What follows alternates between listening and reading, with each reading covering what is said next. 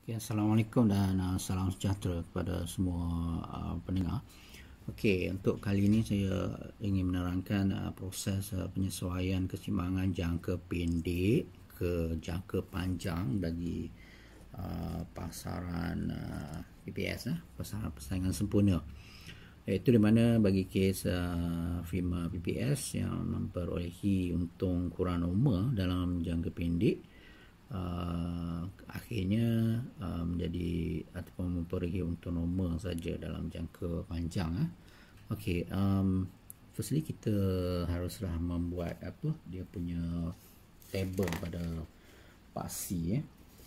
Okey, so kita tulis sini harga. So di sini pun kita tulis harga. So this is quantity. Okay, sini pun sama quantity. Okay, so kita start dengan sebab harga akan naik proses harga naik sebab mana keseimbangan dalam jangka pendek. Kita start dengan jangka pendek dulu. Keluknya akan bermula pada sebelah sini keluk permintaan seperti biasalah berbentuk DO. Okey, so keluk penawarannya adalah di sini sebab dia akan beralih ke sebelah sana. S0 okey. Jadi untuk rajah sebelah sini, sebelum kita buat sebelah sini, kita selesaikan situasi yang berlaku pada rajah sebelah kiri ni. Okey, so kita pergi kepada, saya tulis sini ni rajah 1, ini rajah 2. Okey, rajah 1, rajah 2. Harga keseimbangan asal pada P0, kuantiti keseimbangan asal dicapai pada Q0. So sini jangan lupa tulis kosong. Okey, so disebabkan keseimbangan antara S0 dengan D0 di pasaran ataupun dalam industri ni pada rajah 1 ni, so harga keseimbangan ditetapkan pada P0 dengan kuantiti keseimbangan pada Q0 iaitu titik keseimbangannya pada I0 lah. So ni ayat dia. So uraian untuk situasi keseimbangan jangka pendek rajah 1 kita bagi tahu lah dicapai apabila keluk penawaran SO0 S0 silang dengan keluk permintaan dia pada titik keseimbangan I0 sini pada harga keseimbangan P0 dan kuantiti keseimbangan pada Q0. Okey, jadi itu dia penerangan tentang rajah tu lah. Okey, lepas tu kemudian kita beralih kepada penerangan kita untuk rajah yang kedua di sebelah kanan itu rajah 2. Disebabkan kes yang kita nak bincangkan ini ialah situasi jangka pendek yang dialami oleh firma PPS dalam keadaan dia mendapat untung kurang normal. Okey, sebelum kita buat rajah ni, kita bahagikan kepada 4 bahagian. Kita buat macam ni. 1, 2, ada petak pertama, petak kedua, petak ketiga, petak keempat kan. Kita bagi huruf T kan. Petak pertama, petak kedua, petak ketiga, petak keempat. So kita buat pada petak yang keempat. 1, 2, 3, 4. Okey, kita fokuskan kepada petak 2, 1, 2, 2 dan 4 sebelah sini untuk kes untung kurang normal. Jadi kita buat keluk kos purata jangka pendeknya adalah okey, sebelum tu kita kena, sebab kita dah buat dah keseimbangan di sini, kita tarik di sini dia penerima harga pada P0 bariskan. Okey, kita labelkan sebagai AR0 sama dengan MR0 sama dengan DO sama dengan PO lah. Okey. Okey, yang tu kita faham kenapa dia ni, sebab dia penerima harga. Okey, kita nak buat keluk ni, kita kena buat SAC dekat sini bahagian petak yang kedua ni, petak pertama, kedua. Okey, so kita buat kat sini. Okey, kita buat SAC. Okey, this is SAC kosong. Okey, dan saya dah beritahu titik minimum dia kat sini, titik minimum dia Okey, so SAC ni dia satu peluk kos purata. Tak kira lah jangka pendek ke jangka panjang. Dia mesti ada satu peluk MC-nya. Betul tak? So, MC akan memotong pada titik minimum AC lah. Jadi dalam jangka pendek ni kita panggil SAC kosong. Sebab SAC ni banyak kan? Okey. So, ada MC-nya lah yang memotong pada dekat sini. Kita tarik je.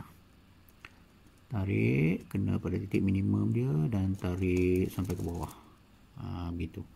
So kita akan tulis SMC kosong. Ini SAC, satu SAC akan ada satu MC-nya kan. So ini keluk jangka pendek S. Okey. Keseimbangan dicapai apabila ni situasi jangka pendek.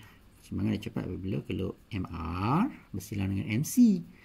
So MR pada rajah ni adalah MR kosong bersilang dengan MC bagi MC jangka pendek kan. Sebab sekarang ni dalam situasi jangka pendek. So dia bersilang dekat mana? Pada titik ni saya tulis titik E kosong. This is E keseimbangan dalam jangka pendek lah. Okey. Okey, so kita ambilkan pembaris. Okey, ni kita tarik sikit lah. Kita ambilkan pembaris, kita gariskan. This is kuantiti keseimbangan lah. Okey, kita tarikkan pembaris. Okey, ni kena tarik lagi ya, supaya kena. Saya tandakan apa ni, titik ni sebagai titik A lah ya. Titik A. Gitu. Lebih kurang gitulah. Okey. So seperti yang kita tahu kan, titik keseimbangan bila MC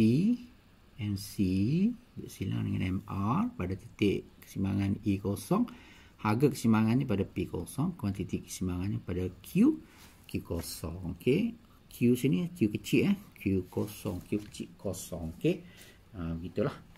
Okey, jadi penerangan dia macam nilah. Okay, saya tunjukkan penerangan dia. Okey, keseimbangan pasaran MRNC ni dicapai apabila keluk hasil sub bersilang dengan keluk kos sub. Ini saya konsep ni memang ni syarat dia kan. Dalam kes ni, dalam rajai ni MR-nya ataupun hasil subnya adalah MR kosong ni ya. Sama dengan MC-nya dalam kes ni adalah MC jangka pendek, iaitu keluk SMC kosong kat sini. So MR kosong bersilang dengan MC kosong pada titik E ya, pada titik E, iaitu pada titik E lah. Okey, pada tingkah harga keseimbangan P kosong, nampak kan? Dan dia penerima harga lah, sebab tu keluknya mendata. Dan kuantiti keseimbangannya pada Q kosong. Di mana Q kosong? Ni, iaitu pada titik E ni kan, pada Q kosong. Okey, so itu dia penerangan untuk ayat kedua.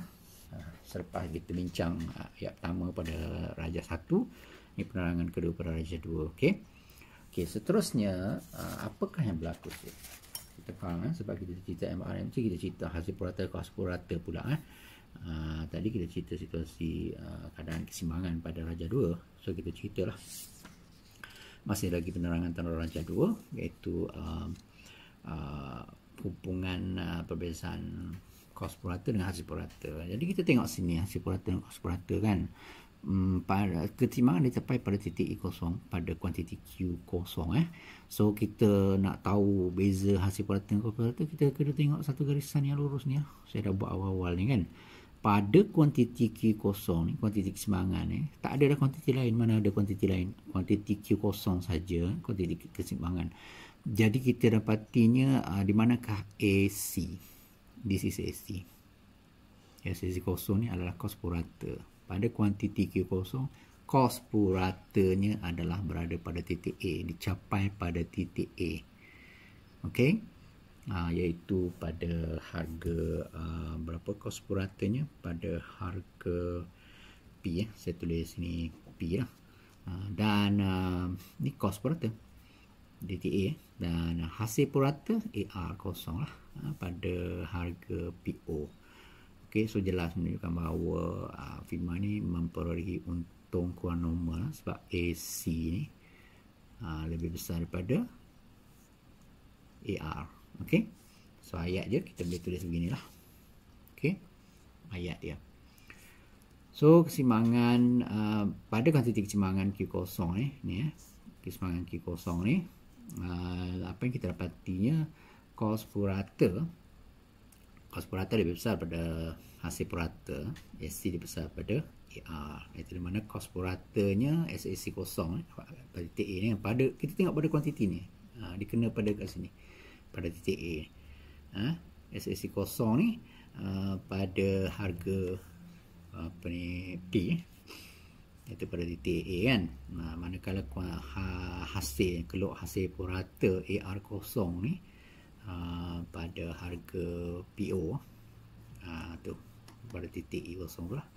Okey, so jelas mana AC lebih besar daripada AR. Okey, so selepas itu bila AC lebih besar daripada AR, confirm lah, kita faham bahawa TC lebih besar daripada TR lah, jumlah kos lebih besar daripada jumlah hasil. Okey, di manakah kawasan luas jumlah kos ni? Okey, luas jumlah kos kat sini, kalau saya tengok sini ni kos purata kan pada titik A pada PO ni, OPO ni kos purata. Okey, sini ke sini kos purata, darab dengan kuantiti OK kosong bermakna jumlah kawasan luas jumlah kos TC adalah OPAQ kosong. Okey, OPAQ kosong. So ini adalah jumlah kos. Okey, dan kawasan luas bagi jumlah hasil TR, di mana TR? Okey, TR nya adalah AR OP kosong darab dengan kuantiti OK kosong. So TR ataupun jumlah kos jumlah hasilnya adalah OP kosong I kosong Q kosong. Jadi saya boleh tulis beginilah. So luas TC nya adalah OPAQO OPAQO OPAQO so TR nya OPO IOQO OPO IOQO. Okey, ni jumlah kos, ni jumlah hasil. So jumlah kos tolak jumlah hasil, ni adalah kawasan rugi lah. Okey, so kita boleh buat rumusan bahawa apabila didapati TC lebih besar daripada TR, okey, so firma PPS ni dikatakan memperolehi untung kurang normal sebab TC lebih besar daripada TR dengan dalam jangka pendek lah dia mengalami untung kurang normal. Luas kawasan untung kurang normal ataupun kawasan ruginya adalah PO PA EO. Di mana? Ni PO PA EO. Okey, ni kawasan untung kurang normal ataupun kawasan rugi yang dialami oleh PPS dalam jangka pendek ya. Kenapa dia rugi banyak ni? Sebab beza jumlah kos tolak dengan jumlah hasil. So this is rugi dia. Okey, so itu sajalah penerangan setakat jangka pendek. Sekarang kita nak tengok daripada jangka pendek ni, apabila dia mengalami perubahan menuju kepada jangka panjang, kita tengok proses dia. Disebabkan dalam jangka pendek ni, firma PPS ni dia mendapat kerugian atau kita panggil mengalami untung kurang normal seluas kawasan yang saya tunjukkan ini. Kesannya dia akan menyebabkan peralihan keluk penawaran. Keluk penawaran pasaran tu dia akan beralih lah. Kita kena refer pada rajah satu semula. Okey, apa yang kita perhatikan dekat sini ialah untung kurang normal yang dialami oleh firma PPS dalam jangka pendek ini, dia akan menyebabkan firma yang rugi. Firma yang rugi ni yang rugi sampai tak boleh cover kos berubah lah. So dia akan keluar daripada pasaran ini. Okey, bila ramai firma yang rugi ataupun memperoleh untung kurang normal, so ada yang akan keluar daripada pasaran, dan ini menyebabkan bila keluarnya mereka ke dalam pasaran ni, jadi bilangan firma dalam pasaran semakin berkurang lah, semakin mengecil. Dia akan memberi kesan kepada saiz pengeluaran lah. Okey, jadi pengurangan saiz pengeluaran akibat keluarnya firma. Dia keluar pun senang kerana pasaran ni sifatnya adalah bebas, nak keluar saja. Okey, jadi seterusnya dia akan menyebabkan keluk penawaran. Keluk penawaran ni akan beralih bagi firma pasaran akan beralih ke sebelah kiri. Keluk penawaran pasaran akan beralih ke sebelah kiri daripada S0 kepada S1. So kalau saya buat sini, dia akan beralih ke sebelah kiri lah. Okey. So sebelum kita membuat, jangan terus kita tandakan S1. Memang dia akan beralih ke sebelah kiri. Jangan terburu-buru terus menggariskan S1. Sebab apa, kita nak kena tengok di mana letaknya harga yang sesuai pada sebelah kanan rajah ini. Okey, jadi untuk menyenangkan kerja anda, kita buat dulu keluk kos purata jangka panjang ataupun keluk kos LSC lah. Okey. Peruntungan keluk LSC ni terbentuk daripada gabungan SSC kan. Jadi kita kena buat keluk yang betul-betul sharp lah. Okey, dia menyentuh secara tangent dengan SSC ni. Dia turun. Okey, dia berbentuk macam ni kan. Okey. So kita buat begitulah. Dia memang nampak berbentuk U jadi kita dah jumpa bahawa keluk kos purata jangka panjang ataupun keluk LAC, dia terhenti pada titik kat sini lah, titik minimumnya di sini So ada baiknya kita terus membuat keluk tangent dengan AR ni. So dia betul-betul di sini jadi kita dah jumpa dah. So dia punya silangan minimumnya di sini titik semangatnya tu. Okey, jadi bila dah anda tandakan, bermaknanya this is harga keseimbangan pasaran dalam jangka panjang. Jadi yang ni kita kena buat yang ni dulu berbanding yang ini. Kalau dalam kes untuk lebih normal tadi, kita boleh buat sekali lah kat sini. Kita boleh buat dulu baru kita buat kat sini. Tapi yang ini kita kena tentukan titik minimum LSC kat mana dulu baru kita boleh buat. Cara kita, okey. So bila kita gariskan secara mendatar. Jadi kita akan dapat harga keseimbangan P1, P0 P1. So dia kena dekat sini. Ni titik keseimbangan I1 I0 kepada I1. So kita garislah. Dia selari, mesti selari dengan ni. Jangan pula lain kecurunan dia. So S0 berlari ke S1. Okey, anak panah ni bolehlah kita buat tarik ke atas sikit pun tak apalah. Okey.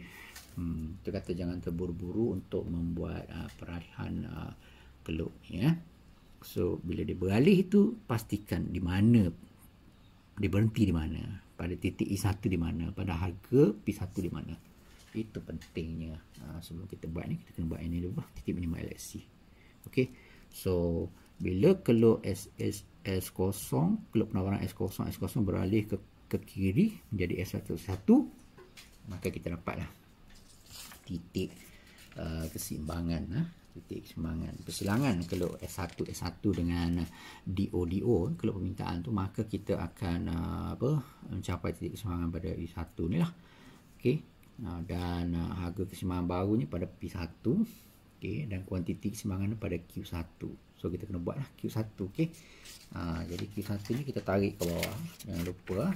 So kita tarikkan ke bawah. Okey, ni kebetulan kena dengan kepala anak panah tu. Okey, tak apa. Kalau boleh tarik ke atas sikit yang ni.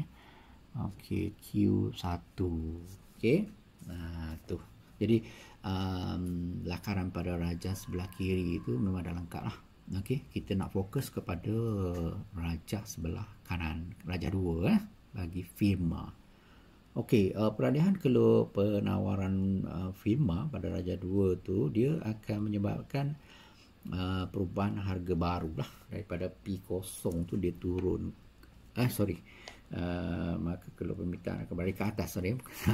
So bila harga naik daripada P0 ke 1, harga naik ni maknanya keluk permintaan ataupun keluk hasil ni akan naik daripada AR0 pada AR1 sama dengan MR1 sama dengan D1 sama dengan P1. Okey. So dia naik ke atas betul-betul pada titik minimum LAC di sini jadi cara kita buat tu kena betul lah. Okey. Cuma saya buat ni titik minimum dia dekat sangat dengan, tapi yang penting dia berkurang lah. Okey. kuantitinya akan berkurang. Tak apalah, yang penting kita buat pada harga ni betul-betul menyentuh pada LHC pun dah cukup memadai lah. Okey, huraian untuk sebentar tadi, ni huraian dia. So jangan lupa kita kena ceritakan akibat perubahan harga baru tu pada P1 ni, maka kalau permintaan firma PPS, AR0 sama dengan MR0 sama dengan DO sama dengan PO ni akan beralih ke atas, ke MR1. Daripada sini beralih ke atas ni, AR1 sama dengan MR1 sama dengan D1, D1 sama dengan P1 lah. Okey, itu dia punya impact dia, hasil daripada perubahan keluk penawaran menyebabkan perubahan harga keseimbangan tadi ya.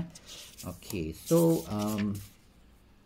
huraian selanjutnya ialah bila kita dah jumpa persilangan antara keluk permintaan ni, keluk hasil dengan keluk kos. So kita kena buatlah satu penerangan lagi tentang MRMC dalam jangka panjang. Okey, sekarang kita balik kepada penerangan jangka panjang yang macam mana dia dapat untuk normal. Okey, keseimbangan ni kita faham dia dicapai apabila keluk MR sama dengan MC. Okey, so dalam jangka panjang ni di manakah keluk MR dan di manakah keluk MC? Jadi dalam jangka panjang selepas harga baru P1 ni, MR nya dekat sini, MR pada MR1 lah. Okay, MC nya di mana? MC nya kita belum buat apa-apa lagi dekat sini kan. Okay, jadi kita nak buat keluk MC. So MC tu ada dua, MC jangka pendek dan MC jangka panjang. Pada titik ni, apabila terwujudnya, sebab kita dah buat awal-awal tadi kan, apabila wujudnya LAC, apabila kita buat LAC, saya dah beritahu sebelum ni, bila ada AC, cost per rata, akan ada cost marginal. Apabila ada AC, adalah MC. Jadi dalam jangka panjang, apabila ada cost per rata jangka panjang, maknanya akan adalah cost per rata jangka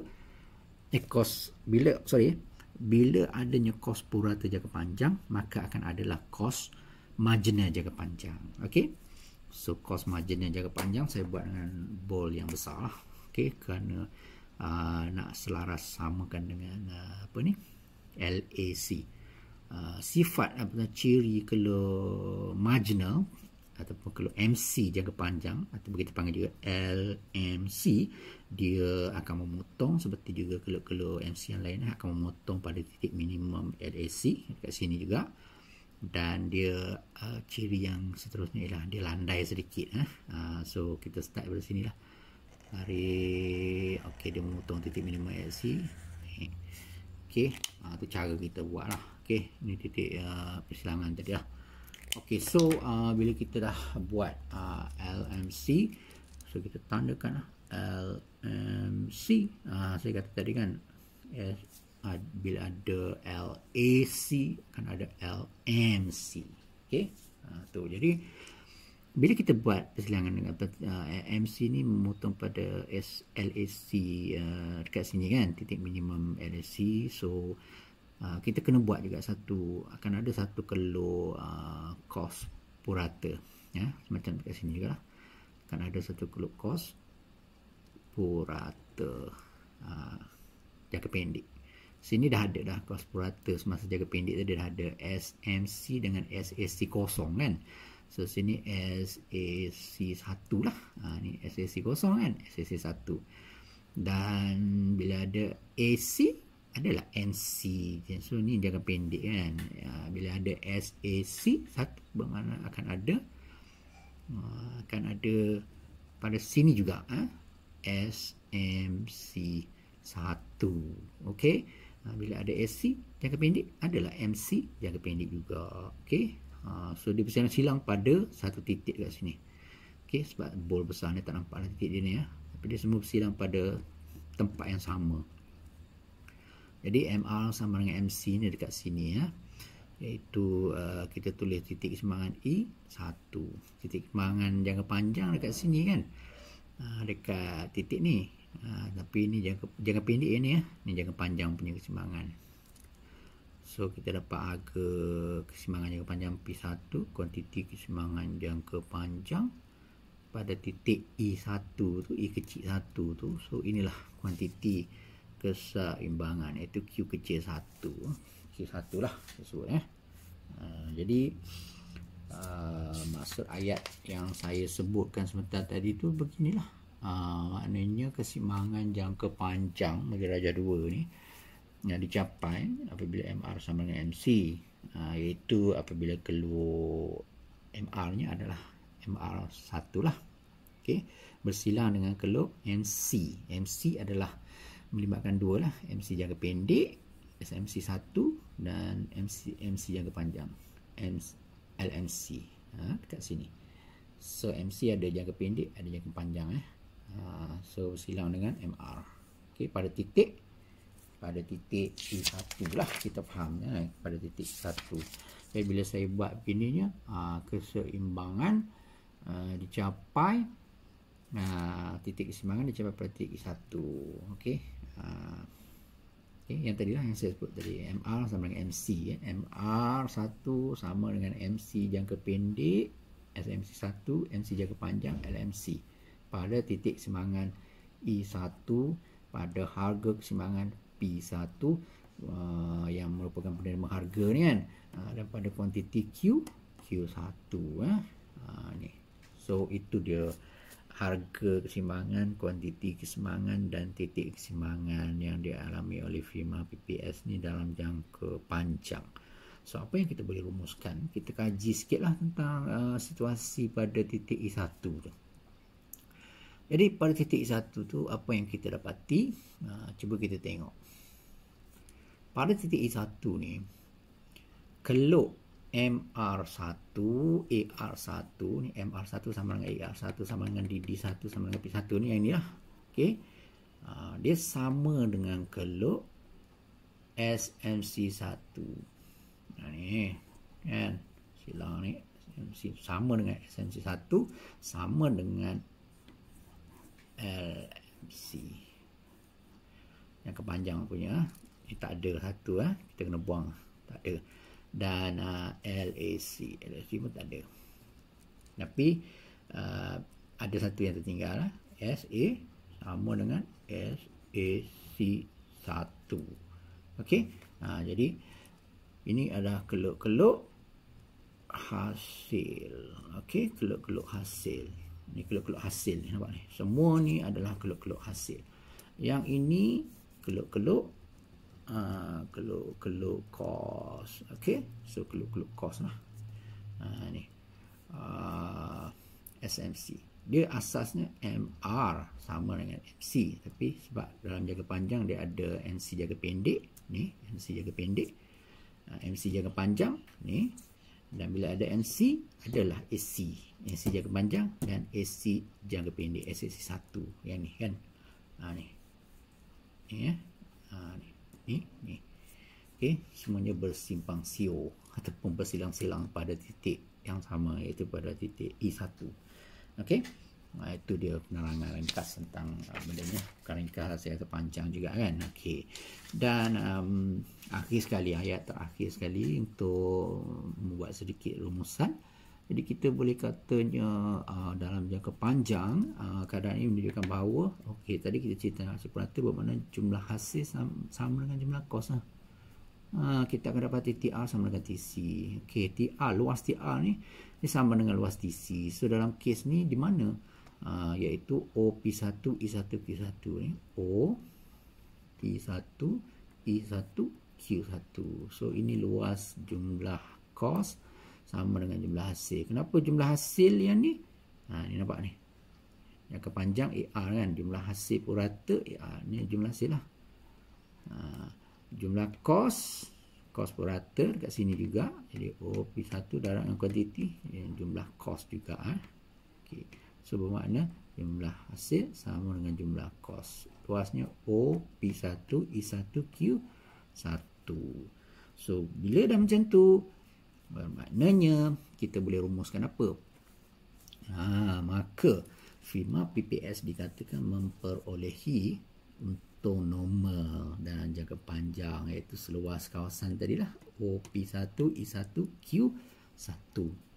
Jadi rumusan terakhir yang kita boleh buat, macam mana penyesuaian keseimbangan PPS dalam jangka pendek kepada jangka panjang. Daripada jangka pendek PPS yang mendapat untung kurang normal. Kurang normal tu tadi yang ni kan, yang apa, POPAQE1 E0 kan, POPAE0 itu untuk kurang normalnya. Daripada untung kurang normal dalam jangka pendek, akhir sekali mendapat untung normal dalam jangka panjang, iaitu hanya OP1 E1 Q1. Okey, itu proses penyesuaian dia lah. Very complicated, tapi boleh kita tengoklah, tengok revise semula dia punya video daripada awal semula. Dia boleh tengok step by step penerangan saya tadilah daripada awal sampai ke akhir. Okey, so itu saja penerangan tu rajah inilah. Okey, sekian, terima kasih.